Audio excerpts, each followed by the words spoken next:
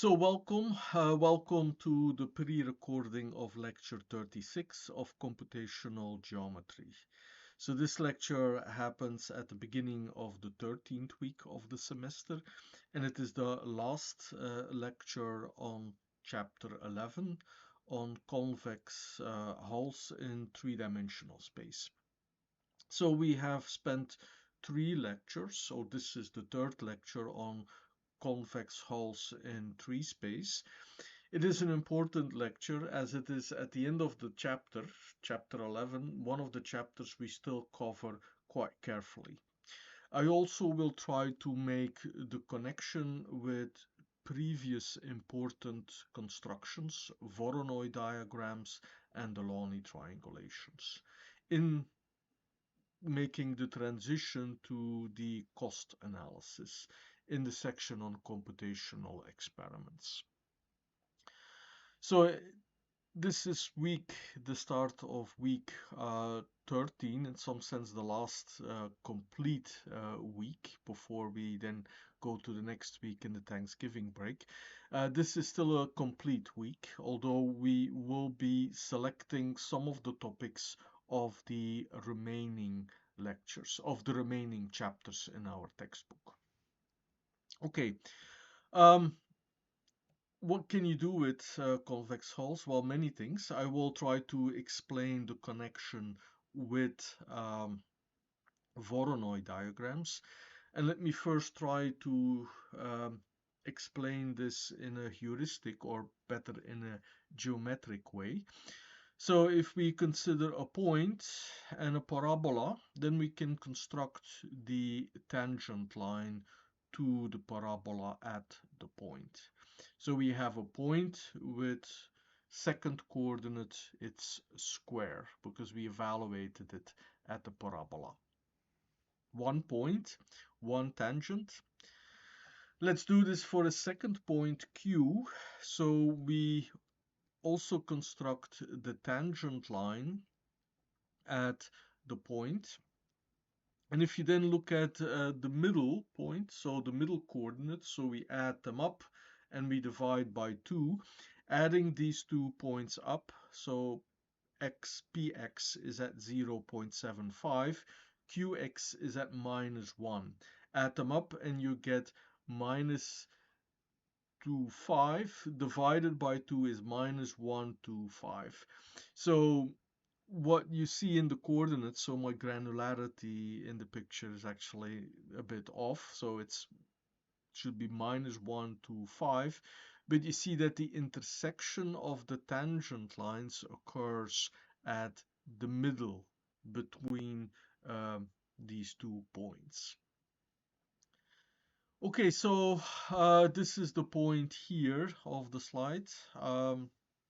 So we recognize the importance of this construction, the tangent lines. They intersect at the midpoint. Actually, what we are interested in is also the distance between the points P and the points Q between their x coordinates. And we can visualize that. So on this picture, I drew the vertical segments indicated in red. So, and if you look at the ticks on the y-axis, we have the left-right segment that goes from -2.06 to 1. So the total length of that segment is 3.06. If you look at the rightmost red segment, this runs from -2.5 to 0.56. So if you add them up, so you add up with ignoring the minus sign, you also obtain 3.06. So the length of these two red segments is actually identical, the same. So this is expressed in words. the square of the distance between the x-coordinates of these 2 points is the length of the left segment, so the segment from the tangent at, so it's the tangent at the point P, but evaluated, actually considered at the point Q. So I'm actually reading the bottom line now. So you consider the tangent to Q and you evaluate at P, and you consider the tangent at P, but you evaluate at Q. And that gives you the square of the distance. So the distance between the two is 1.75. If you take the square of that number, you get to 3.06. You have to believe me on this. So this is kind of heuristic but geometric. This can be made algebraic. So here you see now in the plane. So now we have points with x and y coordinates. So there is a third coordinate. The z coordinates of the points is the sum of the squares of the coordinates. So we have a paraboloid. So which I didn't draw here, which you have seen. So we looked at cross sections. So this algebraic construction, so we compute the Taylor series expansion at the point. So that gives us the tangent planes at P, and we're going to evaluate at Q. So in some sense, this algebraic construction, why are you doing all this? Well, the previous slides motivated our construction. So if we evaluate the tangent plane at Q, the tangent plane at P, we evaluate it at Q. Also, Q has the z coordinate, which is the sum of the squares.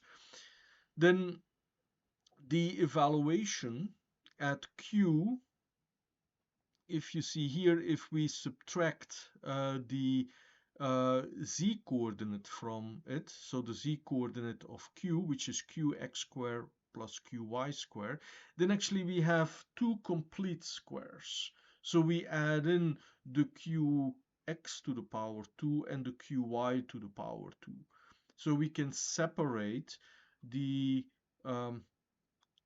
parabolas that involve the differences between the x coordinates and the difference of the y coordinates.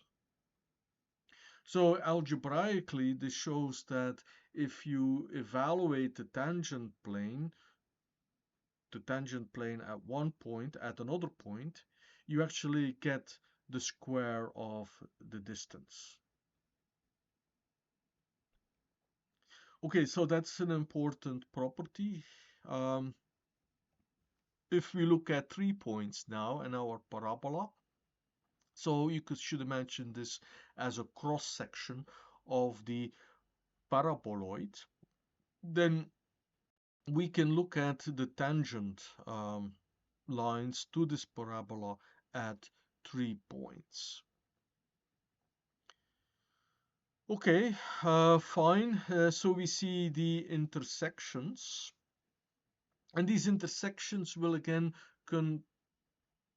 correspond to the midpoints.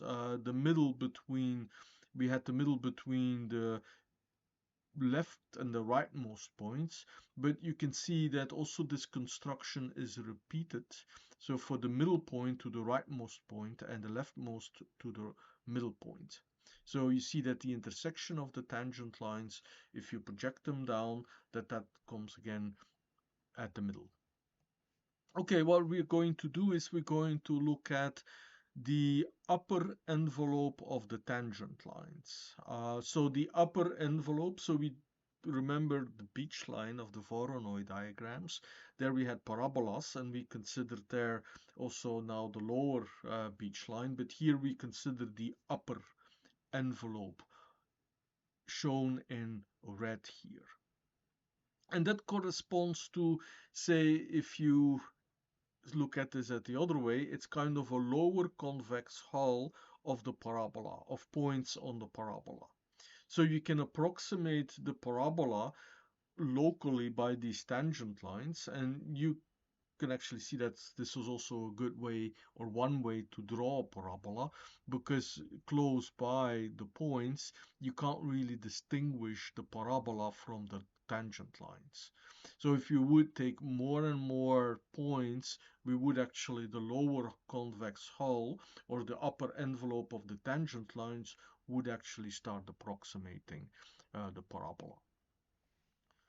Okay, what is now the connection with the Voronoi diagrams?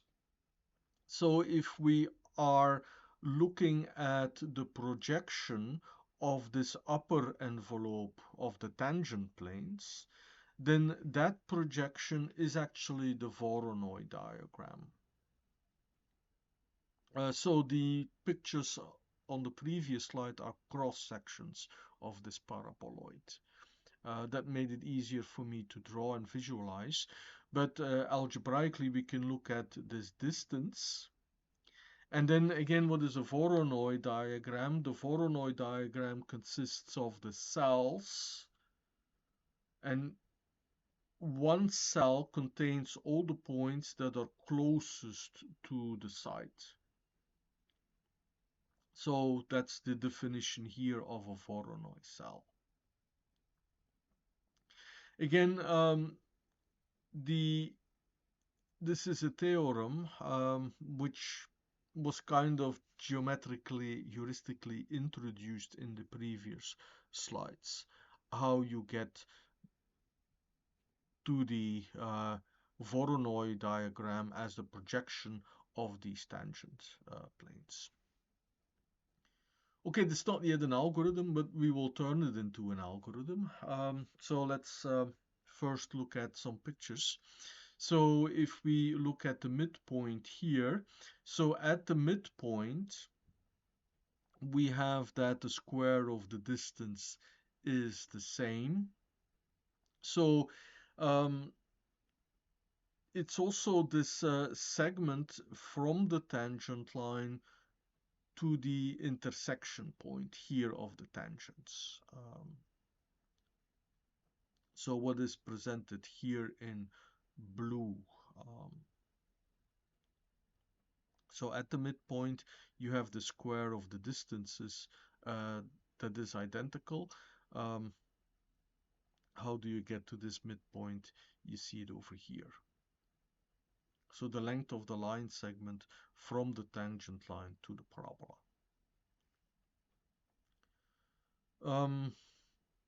This is the special case. We evaluated these tangent lines at one point, at the other point. Here we do this for both points. Where they intersect, we actually get the same number. So, and when is it the same? Well, when you are at the midpoint.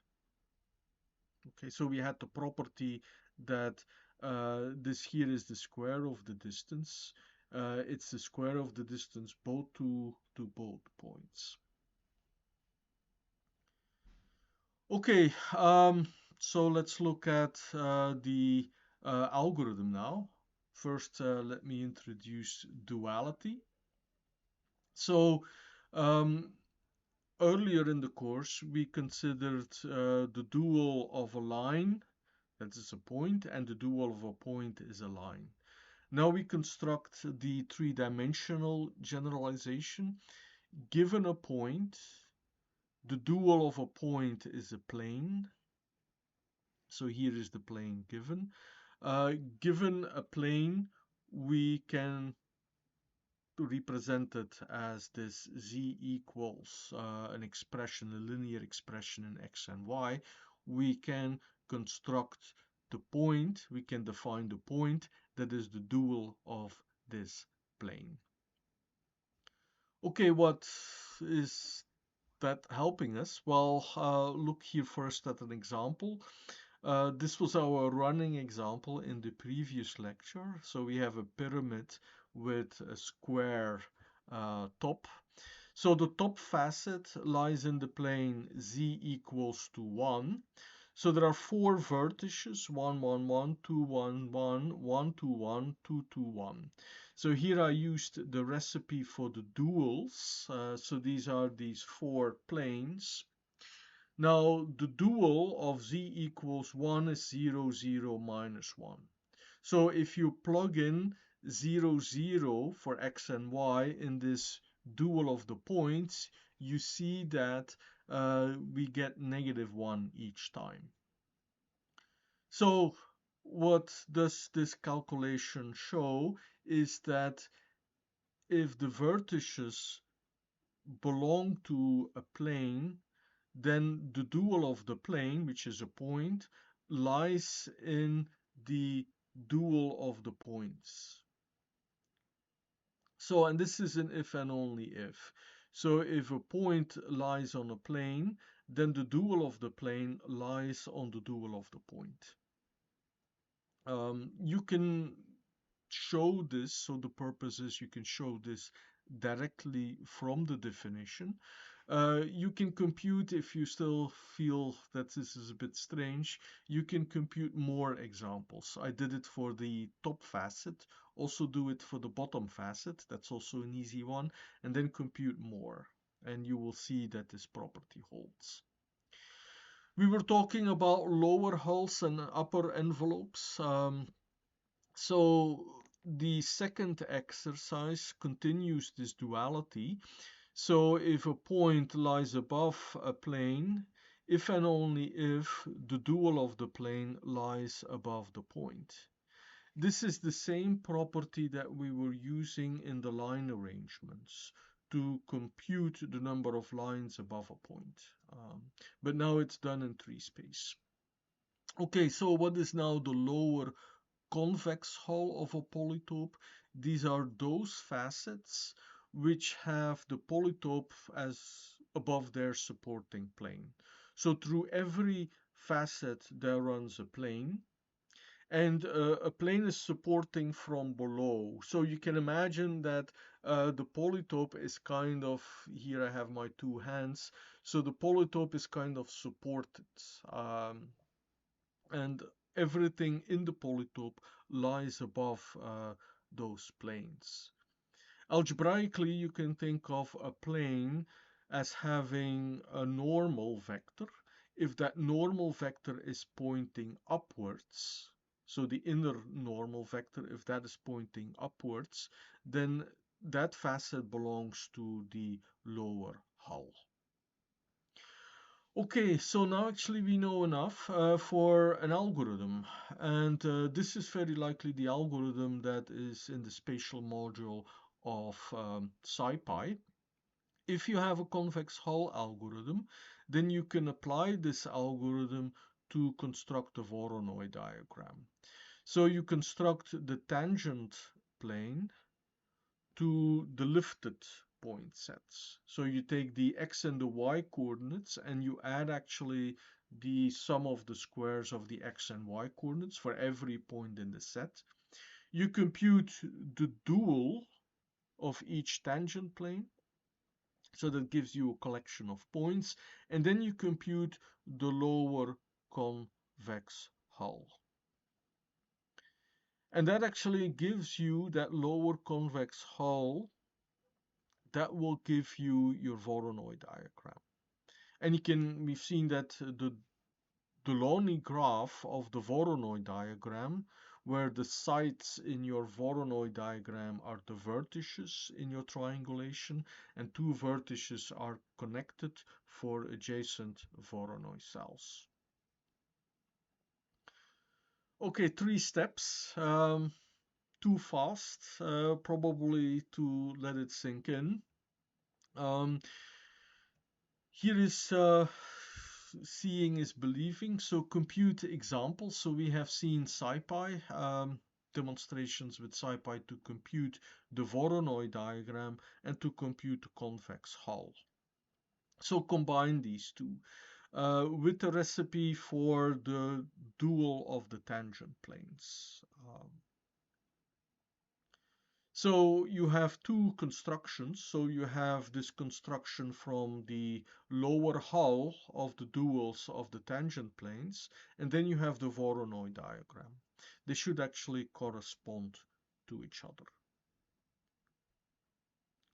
So that's a very important exercise that will kind of help you seeing many more examples. You can also do it for the running example for that pyramid with the square top. Okay, so the Delaunay triangulations can be obtained as the dual of Voronoi diagrams, but you can look at the lower convex hull of the lifted point set. So we look at we have a planar point collection, so you can look at the exercise. What you can do, in some sense, exercise 4 is actually a little bit faster than exercise 3. So in general, if you take a simplicial, if you take a set of random points, you will actually get not really, if you get random points, I'm sorry, then the lower hull will be simplicial. So we define the simplicial polytope as a polytope where every facet is spanned by exactly 3 vertices. So you see triangles everywhere if you look at the visualization of the convex hull. In general, if you can accept any point collection, then you will not have a triangulation. So then we have a Delaunay subdivision. But any convex set can be very quickly triangulated. So any refinement of the subdivision for the cells that are not that have more than 3 points, you can immediately refine them. Okay, I got this definition of the Delaunay subdivision from the beautiful book on triangulations. So that's a book that goes way deeper into triangulations than we can afford to do in this course. But if you have some time during your winter break, upcoming winter break, then that is certainly a good suggestion if you want to go a little bit deeper in this subject. Okay, the last exercise, the next exercise in sense is to run Seagull. So I have prepared this. So here in this folder, the way I work is that I have copied in my Ubuntu installation, I have installed Seagull via the package manager. So this is on Windows Subsystem for Linux. I have installed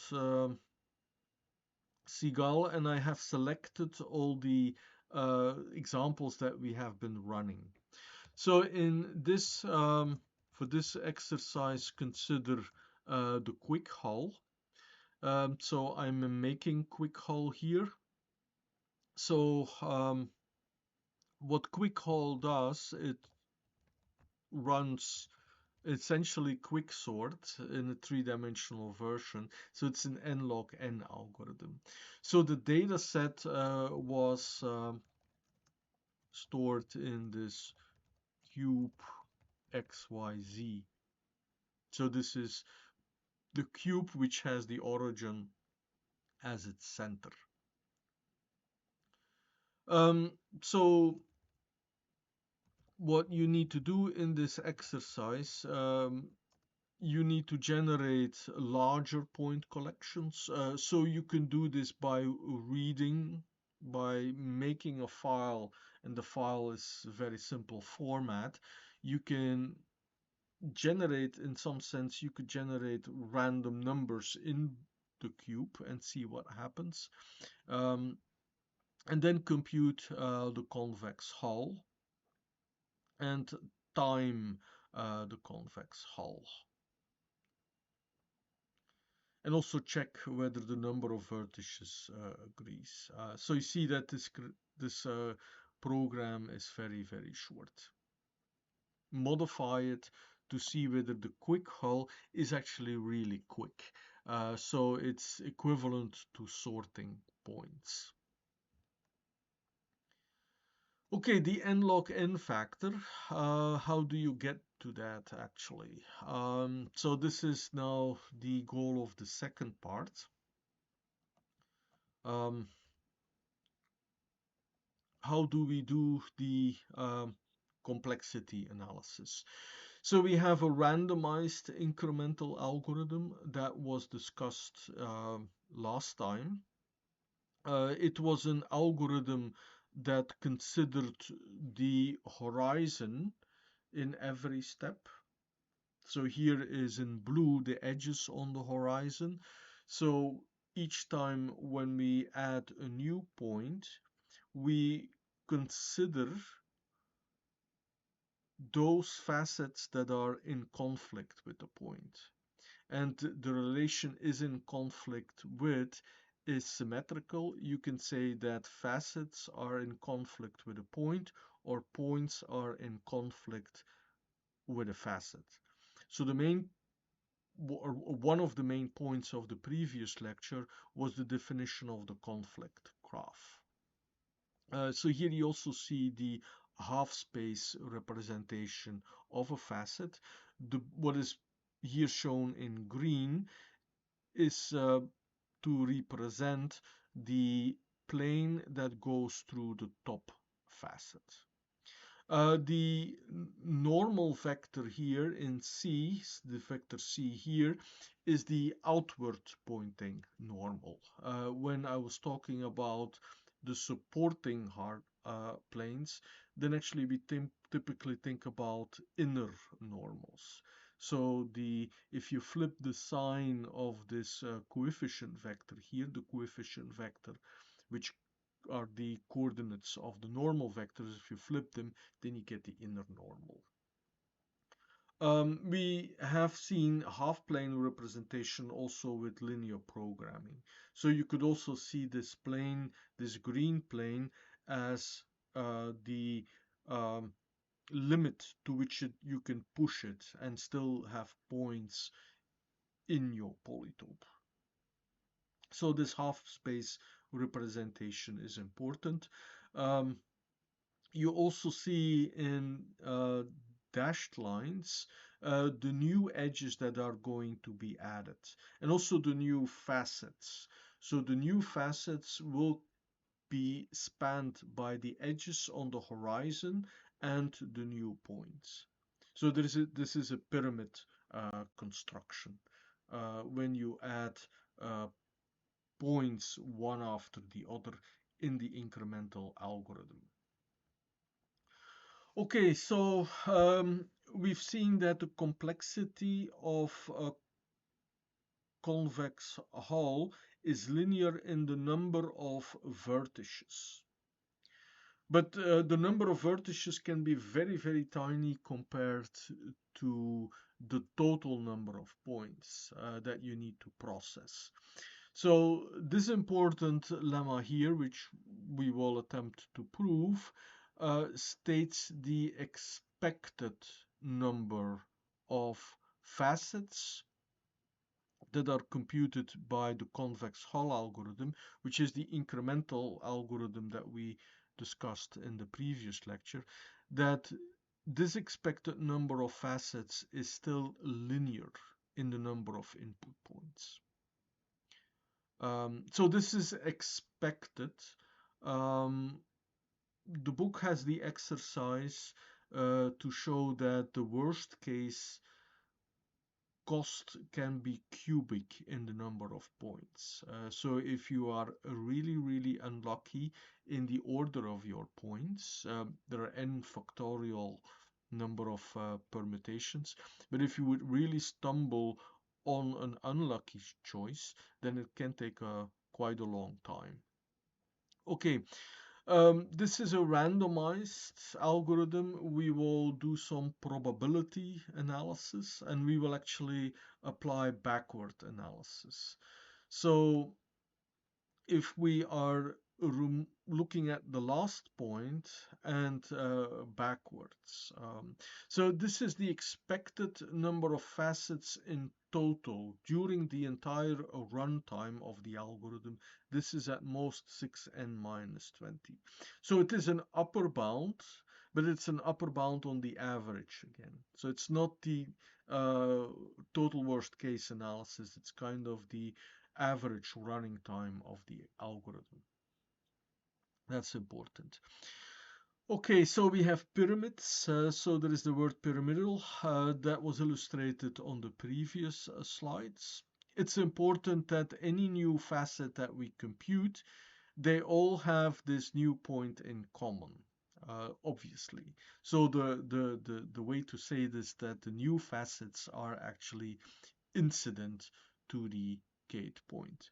Now, if you reason backwards, so we would like to know how many facets that we compute, we actually peel off the number of points. And each time we look at the number of facets that we are removing, actually that's also the number of facets that we compute each time. If we get somehow the average of the number of facets, that will be bounded by 6n minus 20, we have a good bound on the costs. Okay, how do we count the number of facets now? Well, we count the number of facets that pass through the point. This is the same as the number of edges passing through the point. If you think about counting the number of facets in a pyramid, you actually count, say, the leftmost edge of each one.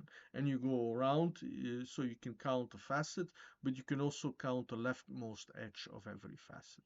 So it's actually the same counting facets as the number of edges. Why is that better to do? Well, you get the same number. It's better because it refers to the degree of a vertex in this convex hull. So we've seen that every three-dimensional polytope corresponds to a graph, planar graph. That is actually an important theorem that we didn't prove. But the degree of a vertex in a graph, that's what we are interested now. If we are interested in the average degree, we will actually know the average number of facets. And to compute the average, we sum all degrees and we divide by the total number of vertices that we have.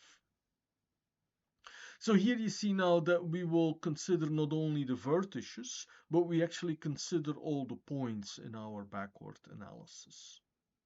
Okay, so in a formula here, so the expected number of vertices start with 4. Why with 4? Well, we have an initial tetrahedron. So we assume that our point configuration is not all coplanar. So we have an initial tetrahedron. So we have 4 facets there in the very beginning. And then for the points starting from 5 to n, we actually sum the expected degree. So the expected degree, this big sum, can be replaced by the expected degree of any point. So in some sense, but then we multiply with the n minus 4, so the total number of points. So there is some abuse of notation here. So the k at the right is not the same as the k here. So the k runs from 5 to n.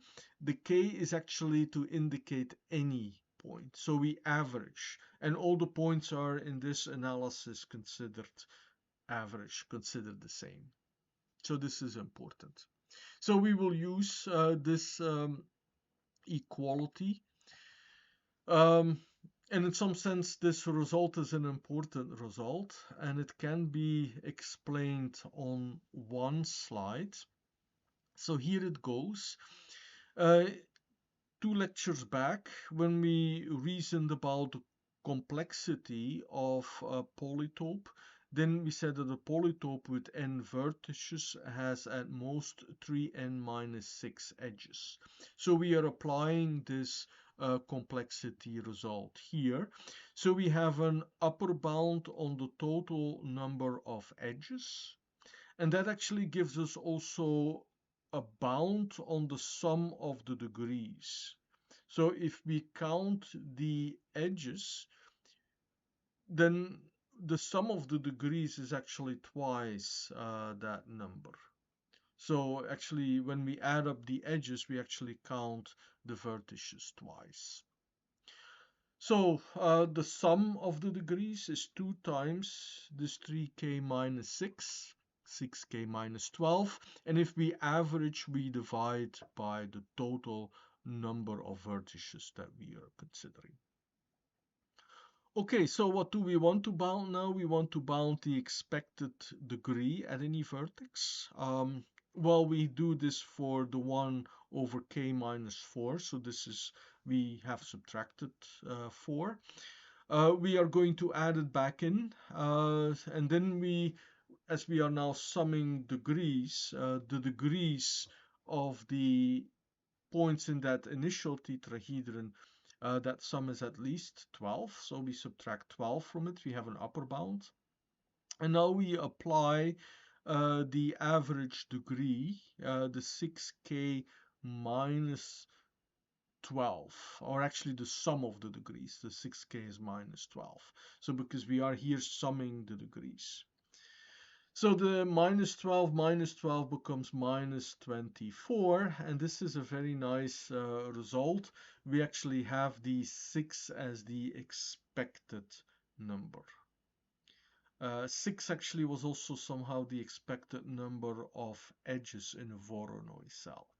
So in some sense, these results are actually not so surprising. So in conclusion, actually I have to go back now to the previous slide. I have the 4 plus n minus 4 times the expected degree, and that's actually 6. So this gives us the 6n minus 20 as the expected average number of facets that we are computing. Okay, so this is an important lemma. So let me now try to assemble this. So the main result is that the expected running time is n log n, and that follows from two important lemmas. So the first lemma we actually just proven on the expected number of computed facets. And then the other part, so you would say, hey, I have to compute the amount of that I'm computing is linear in n. One has to be careful. So the expected number of edges in the horizon is n log n. So that's the second important ingredient in this important theorem. Now, we are not going into this proof because we have the framework of randomized algorithms, which was marked in this course as a section with a star. Therefore, we didn't cover it, so it was kind of a special topic at the time. So here, actually, I'm not able to give the short proof of this expected number of edges in the horizon. But there is a final project, so instead of a final exam, if this result is actually not really so satisfactory to you, then feel free to work on the careful study of the framework for randomized algorithms and how it applies also here to this proof of the result on the number of edges in the horizon. Okay, so then I'm at the end of this lecture, close to 40 minutes. So we've seen the spatial module of Seagull, which essentially wraps quick hull, not the quick hull .cpp copy of Seagal, but the quick hull program that we referred to earlier. So once you have a quick way to compute convex hulls, you can also quickly compute Voronoi diagrams and Delaunay triangulations in n log n time. I should probably bring up again the Seagal documentation. So the purpose of the course is that you get some kind of an idea on how to read the book, but also that you find your way in the existing software. So here is the documentation of Seagal with the convex hull algorithms. We have I have covered this first example, the quick hull. So this was also the first example that popped to me when I looked into the listing of the example folder. You can see it's also the first example that is considered in the documentation. Again, in this course, there is the possibility for doing a final project. We only scratched the surface with what can be done with convex hulls. One of the exercises, by the way, is to explore the gift wrapping method, which is an alternative. So that is already also a very nice project. Okay, so we are closing chapter 11 at the book. In some sense, this is a milestone in this course. We have covered carefully the first 11 chapters. In the remaining lectures, so this is lecture 36, I think I have 4 more lectures to go. I will skim the chapters 12, 13, 14, and 15. So there are still 4 recordings to go.